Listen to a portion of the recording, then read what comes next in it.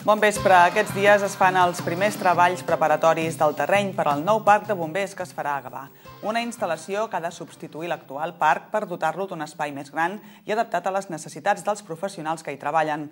Els treballs han començat amb el buidatge del terreny i d'aquí a pocs dies ja s'hi començaran a veure els primers forjats que donaran forma a l'edifici. A tocar de la rotonda que distribueix el trànsit entre el Parc del Mil·lenni, la Riera dels Canyars i el barri de la Sentiu, ja han començat les obres de construcció del nou parc de bombers de Gavà.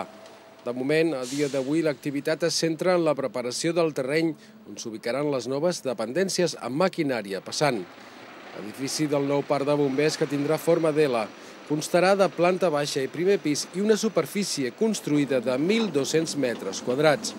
L'equipament constarà de dues zones diferenciades en funció del seu ús. D'una banda, hi haurà una àrea de treball formada per la zona de vehicles, vestuari, equips d'intervenció i pati, i de l'altra, per l'àrea administrativa i de descans. El nou parc de bombers estarà situat estratègicament en el límit del terme municipal de Gavà, amb el Parc Natural del Garraf.